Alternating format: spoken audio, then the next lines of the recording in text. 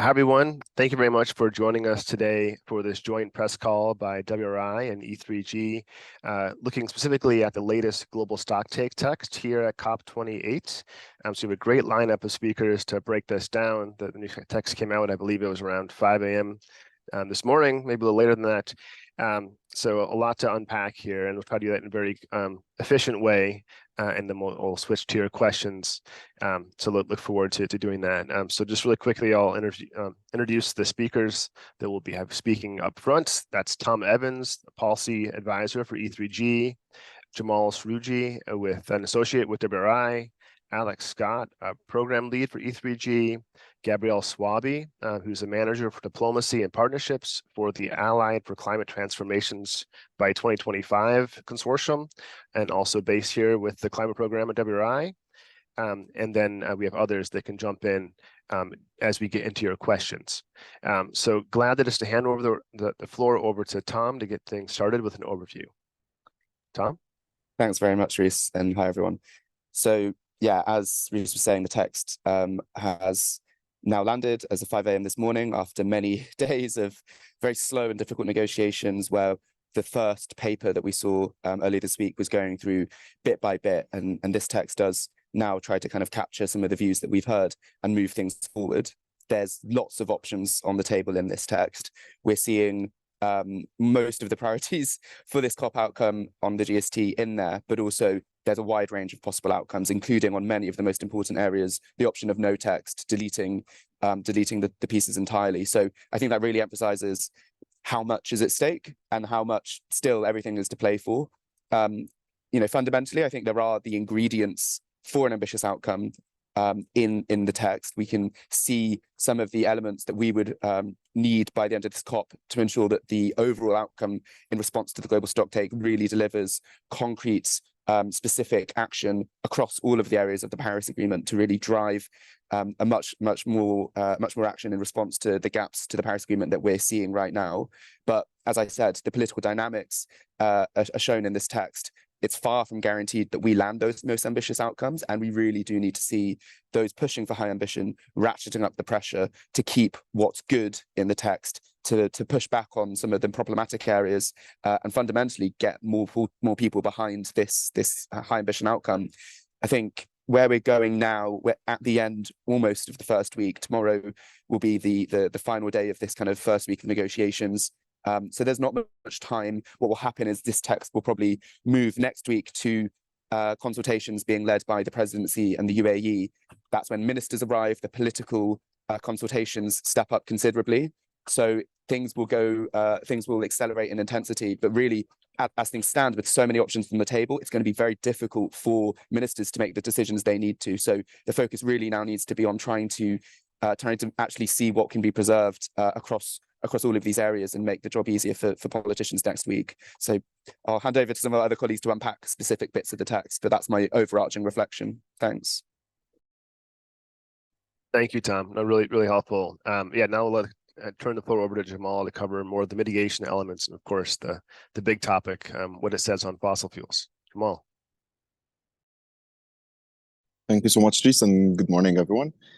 As Tom was saying, yeah, the text is quite expansive, as in it has quite a lot of different options that were put on the table from parties, and this is the case for the mitigation section. So under the mitigation section, I would say some of the most big flashpoints or contentious elements are one around equity and the acknowledgement of previous or historical failures on achieving mitigation commitments under, for example, the Kyoto Protocol, elements related to the carbon budget. So that's one side. The other side is on the sectoral action that we need to see going forward in order to address the gaps in emissions reduction. And perhaps one of the main items here is on the energy question, and in particular fossil fuels and renewable energy. So the text does provide elements related to efforts to triple renewable energy, things that we have seen political momentum for previous this year, and also doubling of energy efficiency. And then it also has elements related to CCS or carbon capture and storage technologies, and so it has language on scaling up these technologies in order to within the energy space. And then it has text that is related to the orderly and just phase out of fossil fuels as one option.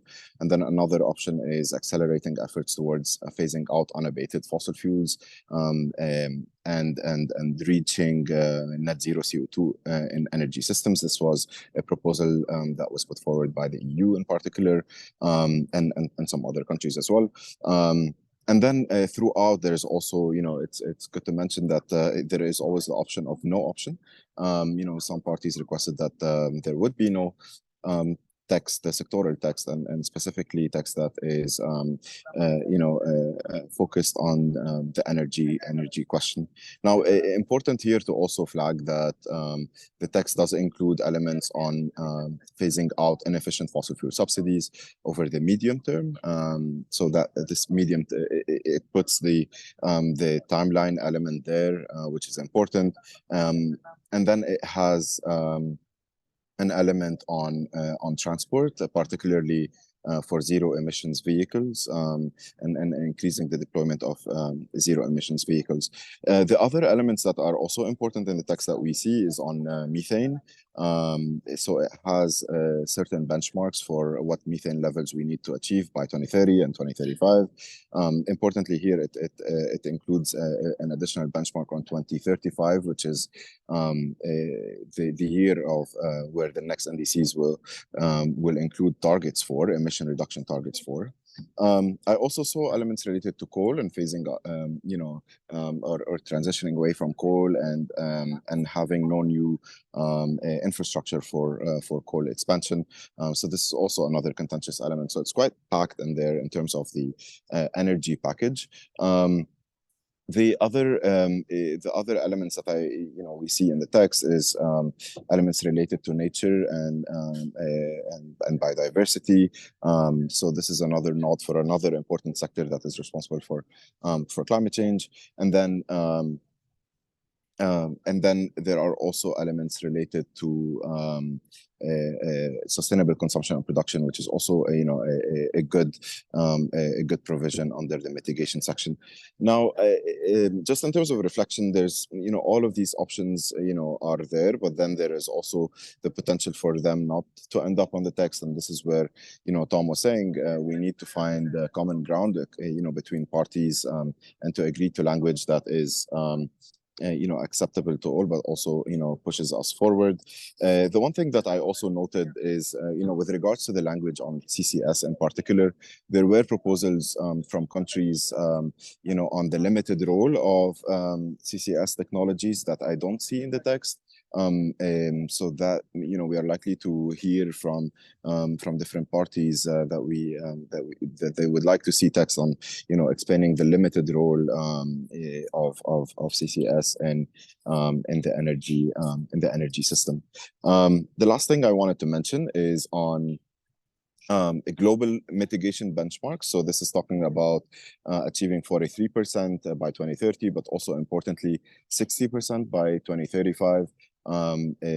This is again the year where the next NDCs will be looking at, and we also noted some pushback from some parties on the inclusion of that benchmark. So we need to make sure that it is also there. Perhaps let me stop there, with this overview on the mitigation section, but happy to receive any questions. Great. Thank you, Jamal. Plenty to unpack there, and we'll definitely go back to those during the questions. Now I'll turn the floor over to Alex to cover things on finance. Thanks very much. And that message that this text represents a lot of options, a mixed bag, and many things for parties to still work through applies to finance as much as it does to mitigation and the overall package. I think we're seeing a lot of different options in there on how to address some of the political tensions that we already know parties have been discussing on finance, particularly whether that 100 billion has been reached, how to address that in the decisions that countries take collectively, whether and how to address Article 2.1c, which has been a long-term division between countries, particularly developed versus developing countries, on how to address aligning broader finance flows with the Paris Agreement and what it actually means to do that. We're seeing the optionality in this GST response text reflect those different positions. What I think we're not seeing as much is the ambition that leaders and ministers brought yesterday in Finance Day and over the World Leaders Summit around the broader finance system reform. There's definitely a build on the decisions that were taken in Glasgow and in Sharm el-Sheikh at the last two COPs, where we were increasingly seeing the COPs take decisions that are calling on action in the wider multilateral financing system, the MDBs, and so on. We're seeing some builds on that, but at the moment, those builds in this text are recognitions and highlighting the importance of acting in the broader finance system. There are some interesting points, particularly around using the words transformation of the finance system and its governance in some options in the text. We know that's not something supported by all parties, but is some reflection of the sentiment that's come from the finance architecture reform agendas that have been gaining political momentum. And particularly an interesting paragraph 105 around what needs to happen in the private sector to get more of that private finance backing low greenhouse gas emissions and climate resilient development pathways, and a resolve to strengthen policy guidance, incentives and regulations, which is something new for a draft text, new for the global stocktake response. So overall, we do see some interesting new developments in how the parties have interpreted what instructions and marching orders they've been given by their leaders and their finance ministers, and some of those options have made it into the text. But overall, I'd say what we've got on the table at the moment isn't yet enough to really demonstrate a global shift in how we finance delivering on climate goals that recognize and address the gaps that the global stocktake revealed for us. There's a lot in there as well on adaptation finance, but I'll leave it to Gabby to pick that up and we can discuss it more in questions as well. Thanks, Reece. Thanks, Alex. I think you got a great pivot there. So Gabrielle, over to you on adaptation and loss and damage. Great, thanks, Reece. Morning, everyone. So in the adaptation section, we do see that the text is acknowledging that action is not enough, and that observed adaptation responses so far are fragmented, incremental, and not up to par in terms of consistency across the board in terms of efforts. It does recognize developing country efforts and their expenditures towards adaptation actions, specifically though in developing national adaptation plans and adaptation communications. And it does recognize that if mitigation isn't scaled up rapidly, adaptation needs will increase over time. It mentions too the importance of scaling up action and support in the context of Article 9, which relates to finance. But specifically, we have to note here that while it emphasizes the need for developed countries to take the lead in providing that support, the text does not go far enough to directly and explicitly call on developed countries to take the lead. And while the text does mention the fact that there is this goal for at least doubling adaptation finance, that section is right now optional, which means that there is work to be done for countries to decide on that. And on top of that, in that text around doubling of adaptation finance, it recognizes that it is just a first step. So it sets that as a floor, but we need to see stronger language really calling on the fact that adaptation needs will be increasing and evolving as time passes through.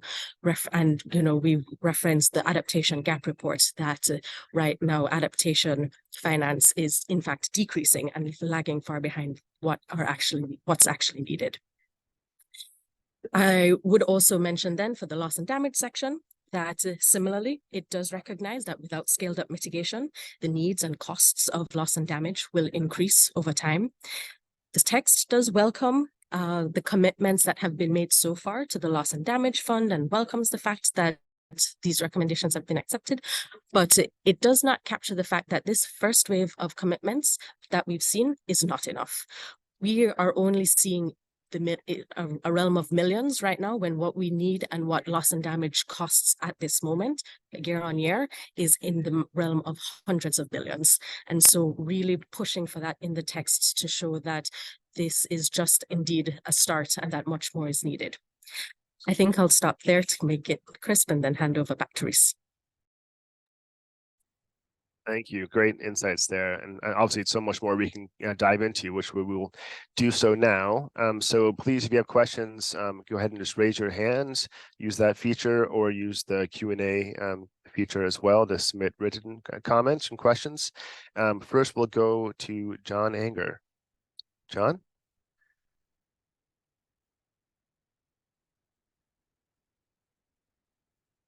There we go. Yep, I think I'm in now. Yep, John Anger, Bloomberg News. My question is on mitigation. We heard from the Saudi Arabian energy minister yesterday that the country would absolutely not accept any language on phase down or phase out of fossil fuels. I was just wondering how you interpret that and what could be potential avenues forward to navigate around that. Thank you. Right. Well, thank you for the question. I might have a couple of colleagues who would be glad to speak to that, but maybe David Waskow, I'd like to bring in our International Climate Director to offer his top line thoughts there, and then we can pivot to others if they would like. David. Yeah, and want other colleagues to come in on this one as well. I think the question is, well, we don't know exactly what the minister may have meant to begin with, but I think that the language here both offers a way to move forward on phase out, but also recognizing that emissions are a critical dimension to this, that we need to address emissions. And that to me may be a way in which the Saudi concerns can be addressed. I just would say that I don't think we're going to leave Dubai without some clear language and some clear direction on shifting away from fossil fuels. I think there's no doubt that that will be in the text when we leave here in some fashion. What fashion that is still what will have to be negotiated. But if the Saudi minister thinks that that won't be there, I think that that would be a mistaken view on where we're headed.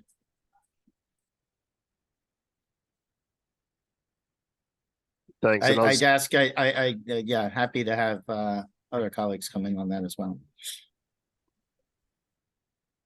Yeah, if there's a strong preference coming, that's fine. We also have a lot of questions here that are tied to that kind of mitigation question. So maybe we can wrap this into those if you wouldn't mind.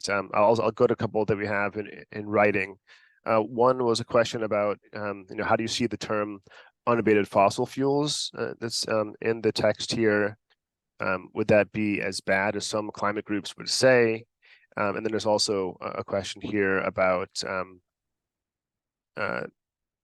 this says, so language to limit the role of CCS is currently not included in it, and asking if that is the case.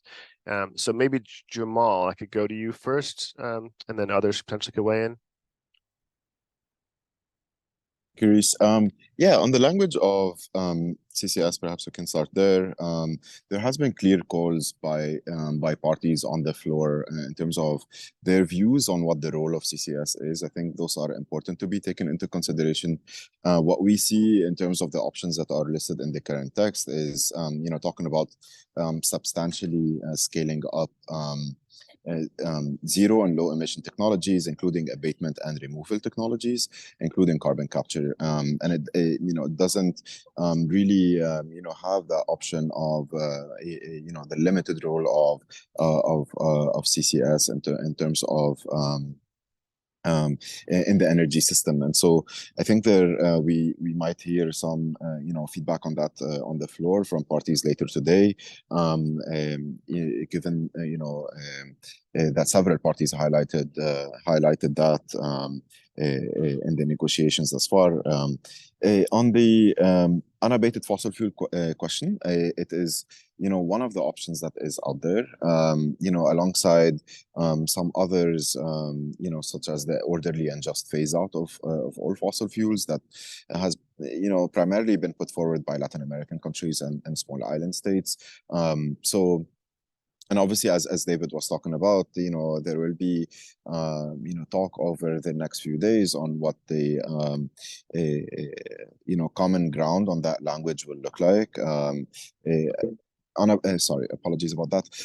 Unabated fossil fuels is clearly the position of the EU, and if we talk about what the IPCC says, it does acknowledge that there is some small role of CCS in that. So we might end up with that language, and it would still be having a strong signal on fossil fuels in general, making sure that there is this limitation part on CCS would in my view be still a very good option coming out of this COP. But happy if others want to come in on the unabated portion as well.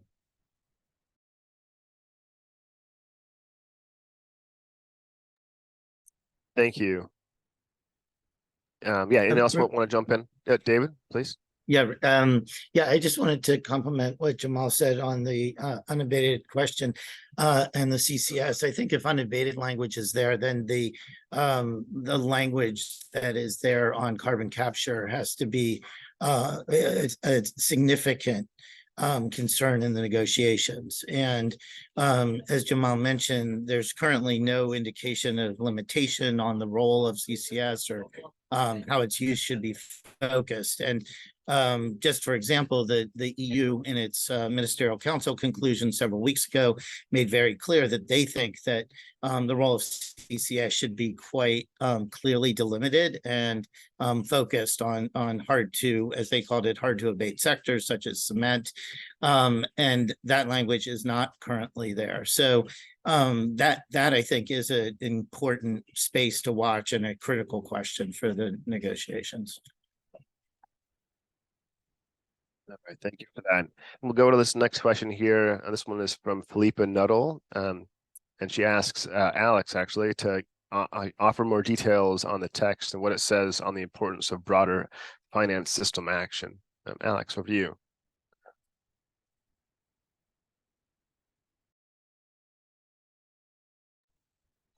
Thanks very much. And I mean, this links to the question around what we've got on potential fossil fuel language options and how you can build consensus around the more ambitious end of the options. And that depends on having a really strong package of finance measures and offers available so that it's credible and legitimate and possible for countries to actually deliver on a fossil fuel phase out and a faster energy transition.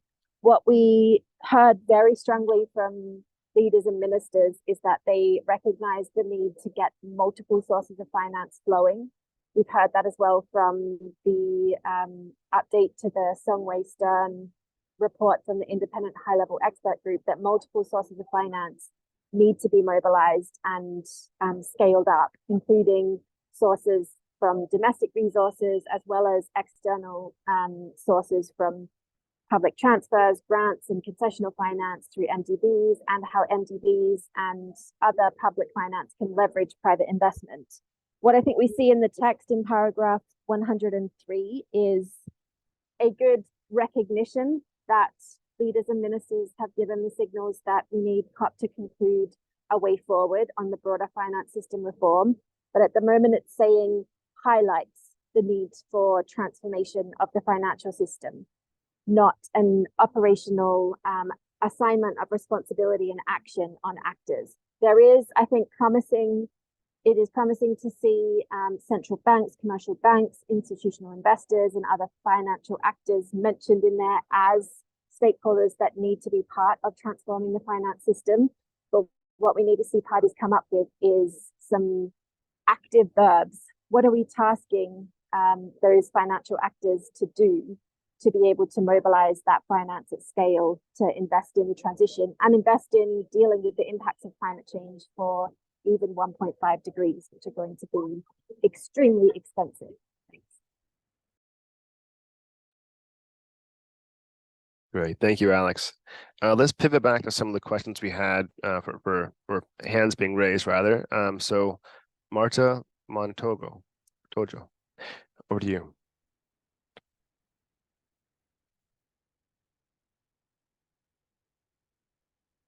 Please go ahead, Marta.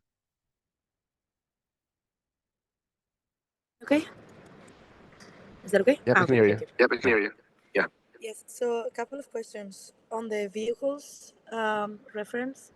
Is that the first time that we are seeing that sort of reference to transport, to zero emissions transport? And also, what does this mean for the, if it means anything at all for the mitigation work program?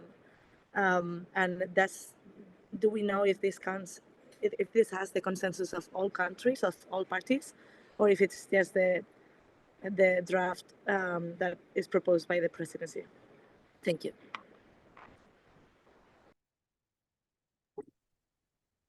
Thank you for your questions. I may pivot to Jamal initially, and then if others have more to say, please do let me know. Thank you for the question. Yeah, this is the first time that we are seeing this, as explicit as it is in the language of the GST decision. It's a welcome inclusion, of course, on the transport issue. I have several things to say about that. One is the option, it talks only about zero emissions vehicles, which relates to the electrification of the transport system. The one thing that is, importantly missing in this language is the need to also shift to public transport. So really, we're talking about, the system as a whole as being fossil fuel free, and it has two main dimensions. One is electrification, and the other is on public transport. Now, whether parties will, this proposal on transport in particular was put forward by some parties, and when they were expressing their views, but it falls into the same sort of basket, with other countries arguing against sectoral targets and language that is specific about benchmarks when it comes to sectoral targets. So we'll have to see whether it's part of that larger debate on whether to have sectors or not in the language. But it's of course a welcome move,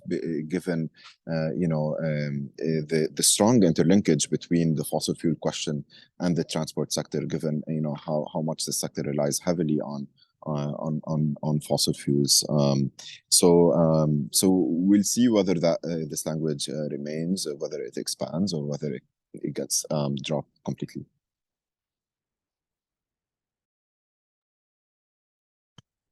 Great, thank you. All right, let's go to another question we have. Another hand raised from Caroline Varon. Caroline?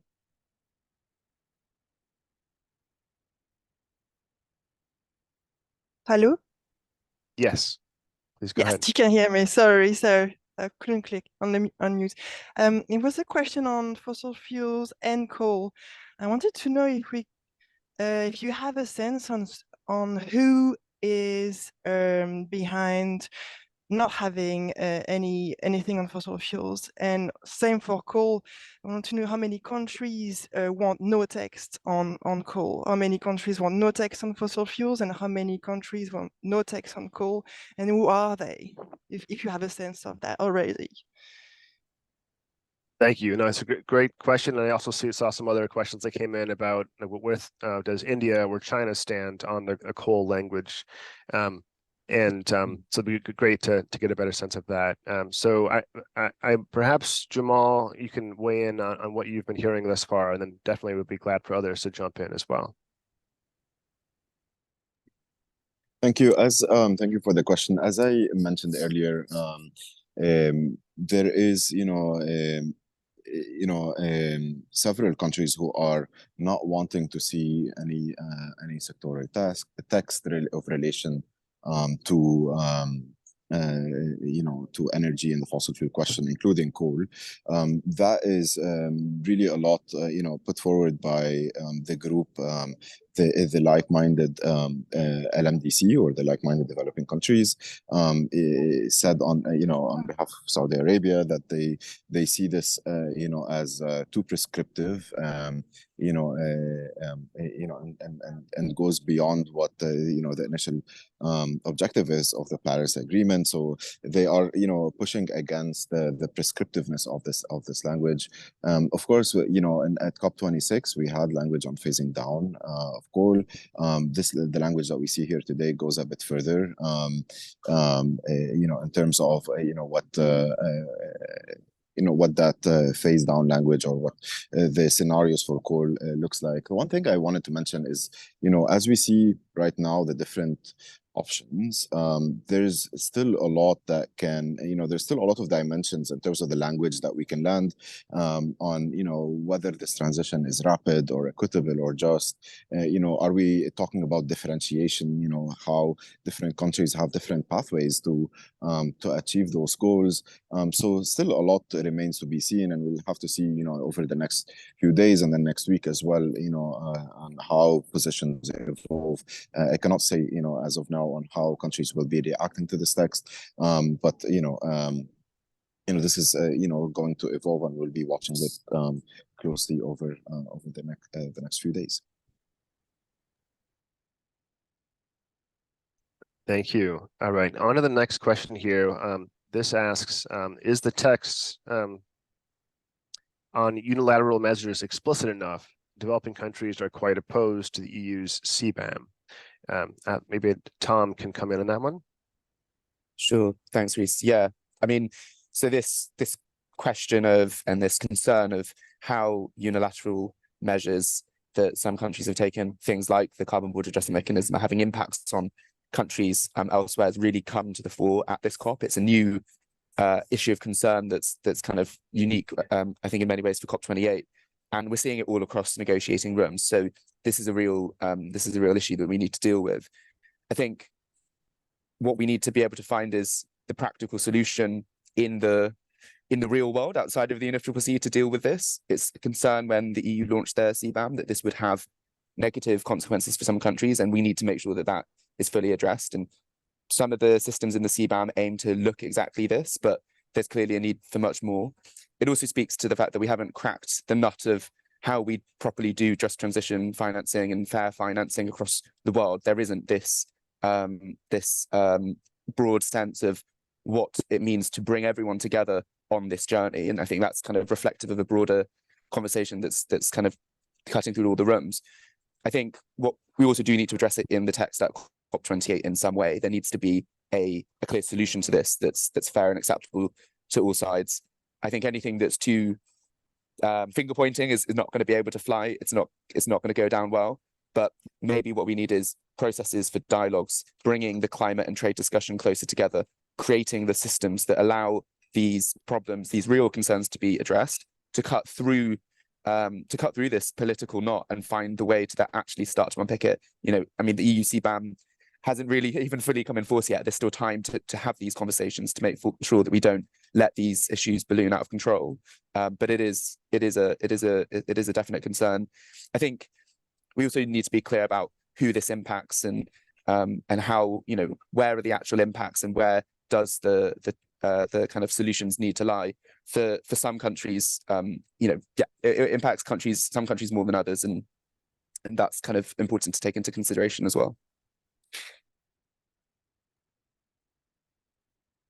All right, thank you for that. And I want to pivot to a question we have here from Sarah Schoenhardt, asking kind of just generally where the text stands at this point, how much work needs to go into streamlining and shaping it, and is it possible before the text is handed off to ministers, given the divisions over some of this language? I wanted to bring in David for that question, and maybe others like to add as well. Yeah, so this is a quite comprehensive text. It's worth noting, I think, that the global stocktake is meant to be a stock taking of the entire Paris Agreement, and not only where we stand, but also where we need to go. And so this is it is important and essential, in fact, that it be comprehensive in terms of addressing the full scope of issues. And so this is a major task to come to a political outcome on this. So I think there's good progress made with the text today. I think it lays out a number of key options, and as has been said by others, there's still language that could be reflected and likely will be reflected in the text going forward. In terms of the process right now, there really needs to be a set of issues that are clearly identified for the ministers to bring to the ministers for their consideration in the second week in the negotiations. There may still be, and that would be as of Friday, there may still need to be some negotiations that happen in parallel with the ministers on some of the issues, but clearly there will have to be a limited set of questions that come to the ministers on questions like the sectoral coverage, how to handle finance, and so forth. The one thing I also wanted to note is part of the text we haven't touched on so much, which is the guidance and way forward, which is at the very end of the text. And you'll see there a number of options around what happens next, especially around NDCs. That's a critical question. The Paris Agreement lays out very clearly that the stocktake's purpose, a big part of its purpose, is to inform the next round of NDCs. And so there are various options there, and that some of them pointing quite clearly to the GST informing the next round of national commitments under Paris and taking on board the stocktake. And there are also some process elements there that I think are quite important at the very end of the text, the next to last page and the last page, about national level stocktakes and other kinds of processes that could be extremely important for that next phase going forward. So that would be an area to watch. There are obviously those countries who may not want particularly strong language on that next set of steps, but clearly also a lot of support is out there to do that. Thanks. And Tom, do you want to come in on that one as well? Yeah, maybe just very quickly. I think the big, and I agree with what David's saying, I think the big question on my mind is, what is the UAE strategy when they take over the running of this process next week when ministers arrive? What is it that they actually have? Do they have a game plan to be able to steer this mother of all texts towards the final conclusion?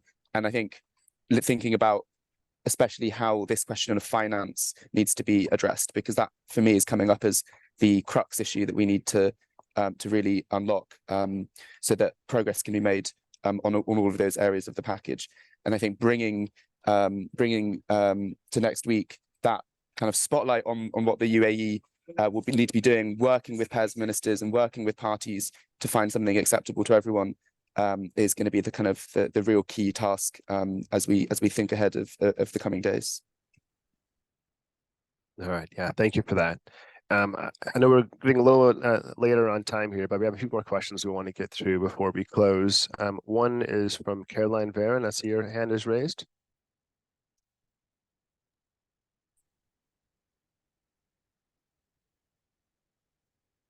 Caroline, you can go ahead. I forgot to lower my hand raise. I'm sorry. Oh, Before. okay. Sorry. I'm It so wasn't an extra sorry. question. Yeah. No problem at all. All right. Then we'll go Sorry. on to, no worries. We'll go on to Jenny Gross. Hi.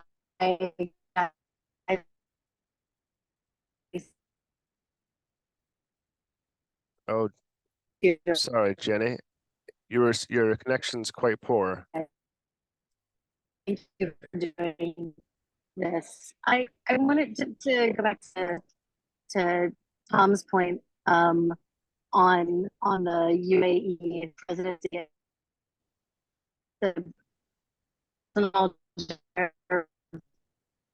I'm sorry, Jenny, your connection's quite poor. Let's we can just mute her for now, and then if you would please go ahead and just submit your question as a text. The connection's been quite poor. You can try once more if you like. Jenny? Okay. Yeah, I'm sorry about that, Jenny. But please do submit your question via text. I'll definitely want to bring you in. Sorry for that. All right. We have another hand raised from Georgina. Georgina, you'll come in. Hi, from BBC News. It might be the same question that Jenny was asking from what I could tell, but has the row over the president's comments on science, 1.5 and fossil fuels, the whole thing, has that distracted or affected discussions, would you say, or are people kind of just trying to move on from it and focusing on the work of the text and negotiating? Yeah, thanks for the question. Maybe I'll pivot to David initially, and if others want to weigh in, feel free. Yeah, I mean, I think as you were just suggesting might be the case, that work has gone on apace, and negotiators, I think, are heads down in the process and focused on what they can deliver, what they need to deliver. So I don't think that sort of, outside drama, if you will, has affected the course of the negotiations.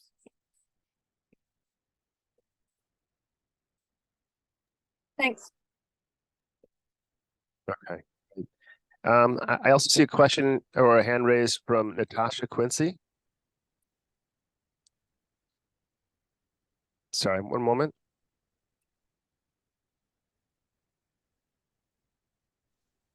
Hello? Yes, please go ahead. Hi, yes, sorry. So I might have missed some parts of this, but reading at the document briefly, there's no word in nature being mentioned within the whole draft update. Is this something that is missed, or has they been shifted to another priority?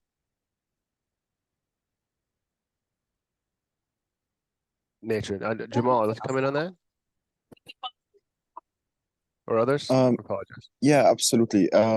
There are some options related to nature, particularly on emphasizing the importance of protecting, conserving, and restoring nature. This is under mitigation, point 38, option 1. So it focuses a lot on that, and also, brings up language from the declaration that was signed at COP26 around halting and reversing deforestation by 2030. So it's part of that, elements that focus on sectors, under the mitigation text. Under that point, there is also the option of having no text at all. So we'll be looking to see, whether that language remains or gets dropped, through the negotiations going forward. Right. Thank And you. Reese, if I may, I'll also compliment. Indeed, there is a mention of nature in the adaptation section as well, and the importance of nature conservation. So that is in there, and indeed, maintaining those references will be important. Great, thank you both for that.